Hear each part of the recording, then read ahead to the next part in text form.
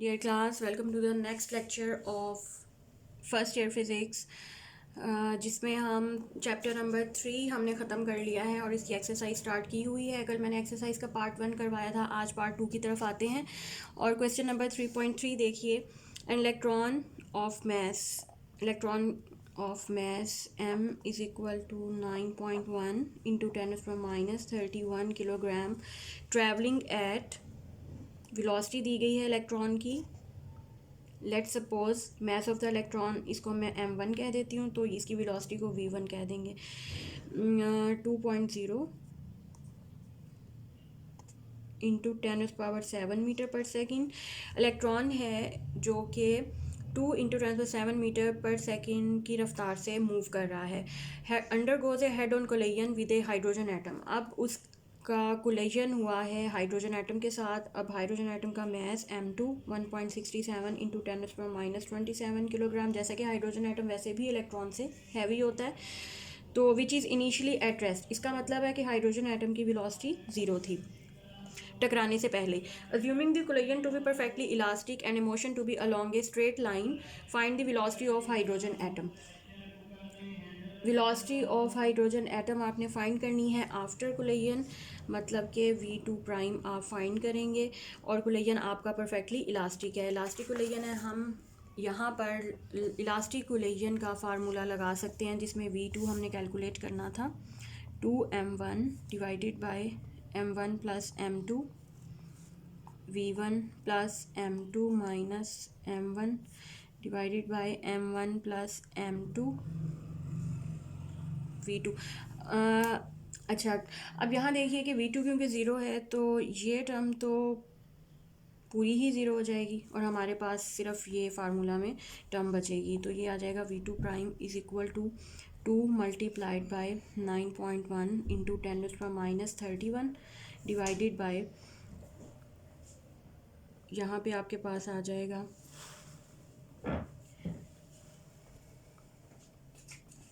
m1 है 9.1 into 10⁻⁻31 और plus m2 है 1.67 इंटू 10⁻⁻27 किलोग्राम होता है।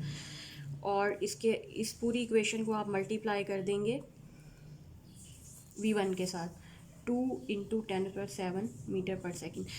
अच्छा, इसको आप मल्टीप्लाई करेंगे और डिवाइड कर लेंगे। डायरेक्ट आप फार्मूला कैलकुलेटर पे सॉल्व कर लें तो आपके पास वेलोसिटी की वैल्यू आ जाएगी 2.18 इंटू 10⁻⁴ मीटर पर सेकेंड। ये वो वेलोसिटी होगी जो कोलिजन के बाद हाइड्रोजन एटम की होगी। ठीक है, इसके बाद हम चलते हैं क्वेश्चन नंबर नेक्स्ट क्वेश्चन की तरफ। नेक्स्ट कौन सा क्वेश्चन है? 3.4 के बाद 3.4 में इनफैक्ट ये था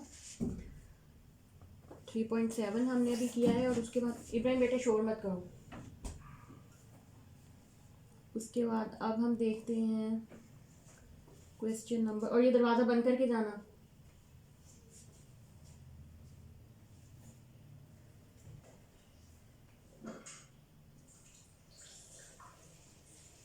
इसके बाद हम चलते हैं नेक्स्ट क्वेश्चन की तरफ।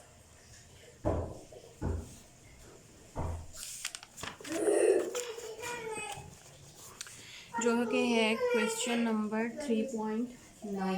2 blocks of masses 2 किलोग्राम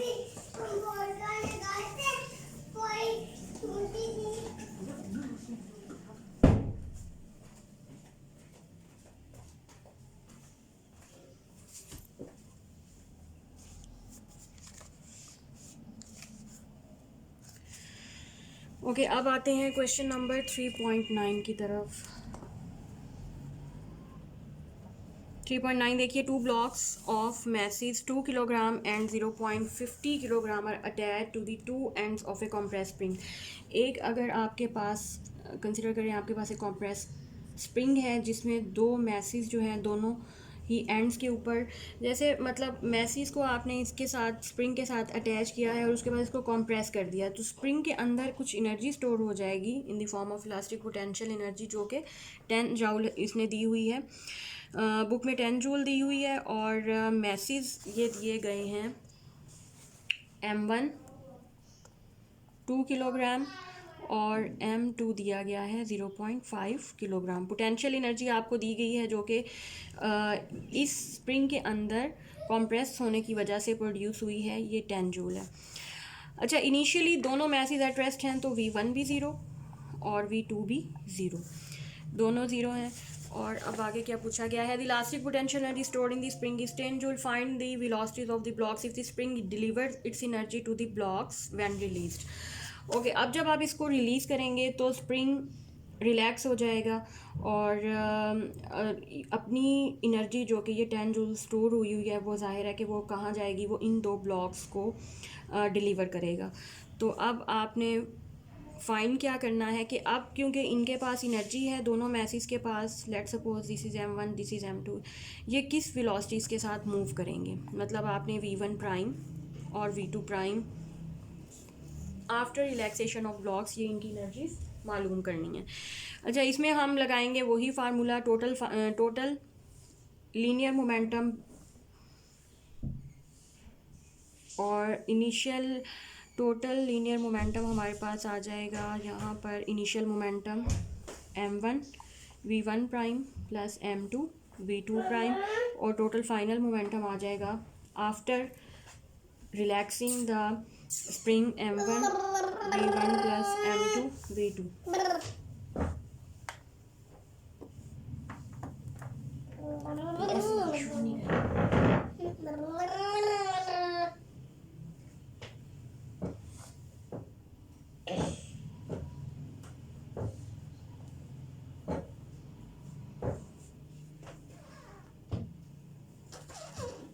चलें, अच्छा अब हम आते हैं वापस अपनी इक्वेशन की तरफ। इसमें देखिए टोटल मोमेंटम और ये आपके पास फाइनल टोटल मोमेंटम है, इनिशियल टोटल मोमेंटम है। जाहिर है कि जब स्प्रिंग को कंप्रेस किया जाएगा और रिलैक्स किया जाएगा तो उसका मोमेंटम जो है वो बराबर रहेगा, सेम रहेगा। अच्छा, यहाँ पर अब हमारे पास देखिए कि ये V1 और V2 तो ज़ीरो है, ये टर्म इक्वेशन की ये साइड ज़ीरो हो जाएगी। इस साइड से आप क्या फाइंड कर सकते हैं, M1 V1 prime minus M2 V2 prime, और यहाँ से आप क्योंकि हमें V2 प्राइम चाहिए, V2 प्राइम को इस तरफ कर लें, दूसरी तरफ हो जाएगा माइनस M1 ओवर M2 और V1 प्राइम, इनकी वैल्यूज़ पुट करेंगे, आपके पास आ जाएगा -4 V1 प्राइम V2 प्राइम की वैल्यू आ जाएगी। ठीक है। अच्छा, आप क्योंकि अभी तक हमारे पास V2 प्राइम की वैल्यू नहीं आ सकी, इसी को इक्वेशन 1 कर दें। इसमें अब जब तक हम V1 प्राइम की वैल्यू नहीं पुट करेंगे हमारे पास V2 प्राइम की वैल्यू नहीं आएगी, दोनों ही हमारे पास अननोन है। तो दो अननोन्स हैं, एक इक्वेशन नाकाफ़ी है इनकी वैल्यू दोनों की मालूम करने के लिए। सो हम क्या करेंगे, अब हम कंसिडर करते हैं क्योंकि इलास्टिक कोलिजन था तो इनकी काइनेटिक एनर्जी भी कंजर्व रहेगी। तो total kinetic energy of blocks, अब law of conservation of energy हम इस्तेमाल करेंगे। Total kinetic energy of blocks, total kinetic energy of blocks after releasing, इनकी पोटेंशियल एनर्जी किस में कन्वर्ट हो गई थी, काइनेटिक एनर्जी में। तो ये किसके पहले किसके बराबर थी, इलास्टिक पोटेंशियल एनर्जी के बराबर थी। तो अब आप देखिए कि इनकी मैं लिखती हूँ kinetic half M1 V1 prime square plus half M2 V2 prime square. Elastic potential energy kinetic energy में कन्वर्ट होने से पहले कितनी थी, 10 जूल। अब यहाँ से ये हाफ कॉमन हम ले लेंगे, इस तरफ 20 हो जाएगा और ये हो जाएगा M1 V1 prime square plus M2 V2 prime square. अब हमारे पास ये इक्वेशन 2 बन जाएगी। अब 2 इक्वेशन हैं, 2 वेरिएबल्स हैं, अब हम आसानी से इनकी वैल्यूज़ कैलकुलेट कर सकते हैं। अब यहाँ पे मैसेज पुट करिए, M1 फॉर एग्जांपल आपके पास 2 है, V1 prime square plus M2 0.5 multiply by V2 prime के ऊपर वैल्यू है -4 V1 प्राइम का स्क्वायर इज इक्वल टू 20। इस इक्वेशन को सॉल्व करेंगे, देखें सारे वेरिएबल, अब हमारे पास एक ही वेरिएबल है V1 प्राइम, इसको सॉल्व करेंगे तो हमारे पास V1 प्राइम की वैल्यू आ जाएगी 1.41 मीटर पर सेकेंड, और इस वैल्यू को हम रखेंगे अब इक्वेशन 1 में। V1 प्राइम यहाँ पुट करेंगे तो आपके पास V2 प्राइम आ जाएगा -5.64 मीटर पर सेकेंड। तो आप जब हम स्प्रिंग को रिलीज़ करेंगे तो ये दोनों मैसेज जो हैं ये इन वेलोसिटीज़ के साथ ऑपोजिट डायरेक्शन में मूव करेंगे। उसके बाद नेक्स्ट आ जाते हैं प्रॉब्लम 3.10 की तरफ। 3.9 हो गया, अब 3.10 की तरफ आते हैं।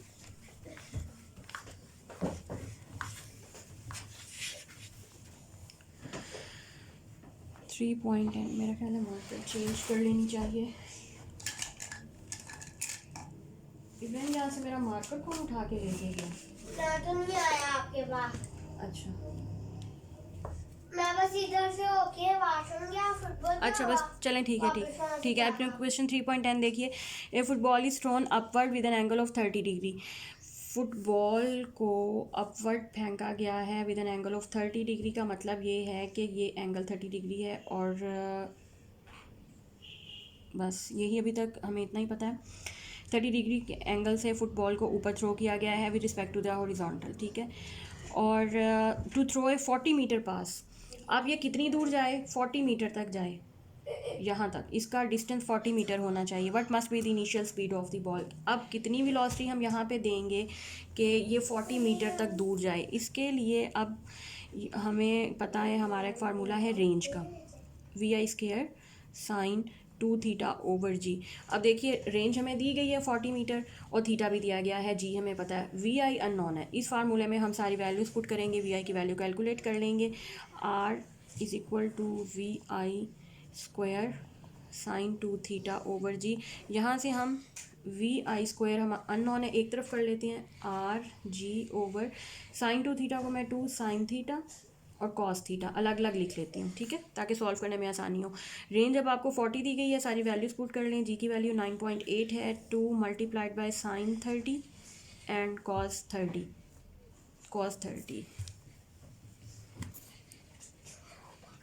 तो इसको इक्वेशन को आप सॉल्व करेंगे तो आपके पास आंसर डायरेक्ट आ जाएगा 21.3 मीटर पर सेकेंड। ओके, ये रेंज वेलोसिटी आपके पास, इनिशियल वेलोसिटी का स्क्वायर आपके पास, ये स्क्वायर लेने के बाद, अंडर रूट लेने के बाद आपके पास वैल्यू आ जाएगी 21.3 मीटर पर सेकेंड की रफ्तार से। अगर आप फुटबॉल को फेंकेंगे तो वो 40 मीटर दूर जाएगा, ठीक है। ये आपके लिए। उसके बाद आ जाएं क्वेश्चन नंबर 3.13 की तरफ। 3.13 says a ball is thrown horizontally from a height of 10 metre. अब एक हाइट जो कि फॉर एग्जांपल ये 10 मीटर की हाइट है, यहाँ से एक बॉल को हॉरिजॉन्टली फेंका गया है विद वेलोसिटी इसको दी गई है 21 मीटर पर सेकेंड। यहाँ पे देख लें कि इनिशियल वेलोसिटी दी गई और ये सारी की सारी क्या होगी? VX होगी। VIX इसको दिया गया है, VIX 21 मीटर पर सेकेंड। हाइट दी गई है, हाइट कह लें, वर्टिकल डिस्टेंस कह लें, ये 10 मीटर है। अच्छा यहाँ पे देखिए कि क्योंकि सारी इनिशियल वेलोसिटी एक्स डायरेक्शन में है तो आप कहेंगे कि VIY 0 है, ठीक है, ये पॉइंट आपने ज़हन में रखना है। How far of it hit the ground, ये कितनी दूर जाएगी, यहाँ पे कितनी दूर ग्राउंड में दूर तक जाएगी, एंड विद व्हाट वेलोसिटी, मतलब ये है कि इसकी रेंज क्या होगी, रेंज कह लें या हॉरिजॉन्टल डिस्टेंस एक्स कह लें, एक्स कितना होगा इसका। और दूसरा आप इसको कह सकते हैं कि विद व्हाट फाइनल वेलोसिटी इसकी क्या होगी। ये दो चीज़ें हमने कैलकुलेट करनी है। तो लेट सपोज हम सबसे पहले, क्योंकि x को फाइंड करने के लिए हमारे पास फार्मूला है VIX मल्टीप्लाइड बाई टी, इसको इक्वेशन 1 कर लें। VIX हमारे पास मौजूद है, t मौजूद नहीं है। t को फाइंड करने के लिए मैं सेकंड इक्वेशन ऑफ मोशन लगाऊंगी, y is equal to VIT plus half GT²। इसमें आप देखिए कि y मौजूद है, VIY 0 है हमारे पास, ठीक है। और यहाँ से फिर हमारे पास टाइम की वैल्यू निकल है,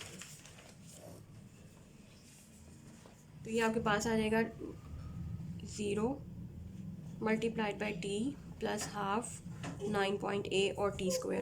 इसको आप सॉल्व कर लेंगे t के लिए, तो ये t के लिए आ जाएगा 1.42 सेकेंड। अब t भी आ गया है, VIX भी मौजूद है, x हॉरिजॉन्टल डिस्टेंस आपके पास आ जाएगा 21 मीटर पर सेकेंड। VIX की वैल्यू मल्टीप्लाइड बाई 1.42, तो ये 30 मीटर तक जाएगा, मतलब ये x है यहाँ पे, ये 30 मीटर दूर तक आपका फुटबॉल या वट एवर जो भी आपने फेंका है ये जाएगा।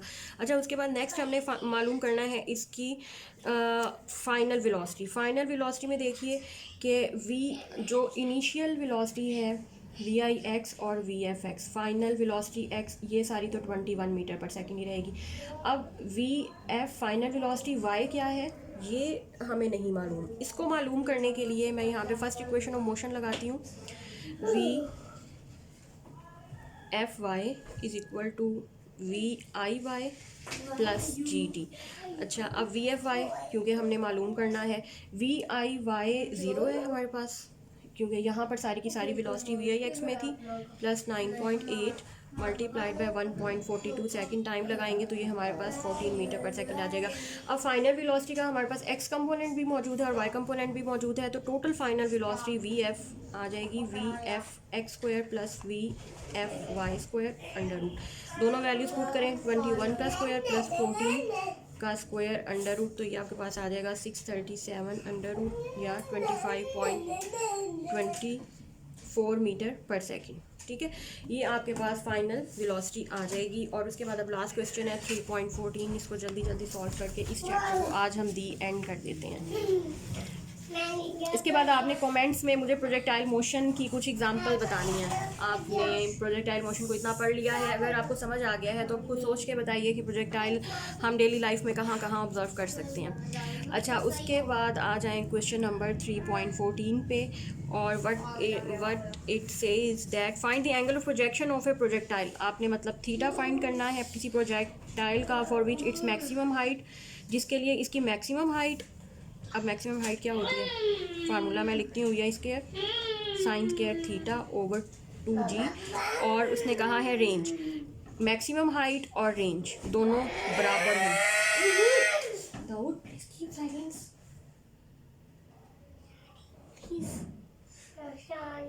ओके, 2g, और ये आपके पास रेंज। आप दोबारा से सवाल सुन लें, शोर में आपको समझ नहीं आया होगा कि आपने ऐसा एंगल मालूम करना है जहाँ पर किसी प्रोजेक्टाइल की हाइट, मैक्सिमम हाइट और रेंज बराबर होती है। अब रेंज का formula VI² sine 2 theta divided by g।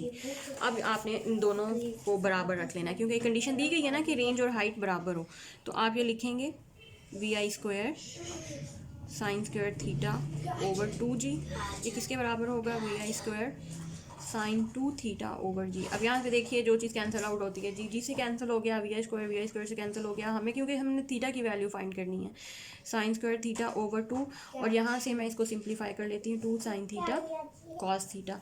और अब मैं क्या करती हूँ कि एक साइन थीटा से कैंसिल हो जाएगा, यहाँ पे बचेगा साइन थीटा 4 कॉस थीटा। तो अगर मैं इस तरह से लिखूँ sine theta over cos theta is equal to 4, या मैं थीटा की वैल्यू फाइंड करनी है तो मैं लिखूँगी टेंजेंट इनवर्स, तो ये क्या बन जाएगा, टेन बन जाएगा ना, टेन थीटा। तो ये इस तरफ आ जाएगा, theta is equal to tangent inverse of 4 and that will be equal to tangent inverse of 4। आप कैलकुलेटर पे डायरेक्ट कैलकुलेट कर लीजिए, तो अब फिर आप बताएंगे कि ये 76 डिग्री के आपका आंसर आ जाएगा। ठीक है, बराबर हो जाएगा। चलिए जी, आज हमारा चैप्टर 3 ख़त्म हो गया है। कमेंट्स में आपने मुझे लाजमी बताना है कि कुछ आपने एग्जांपल प्रोजेक्टाइल मोशन की मुझे आपने बतानी है मुझे, ताकि थोड़ा सा मुझे अंदाज़ा हो कि आपको कितनी समझ आ रही है। ठीक है, ओके, थैंक यू।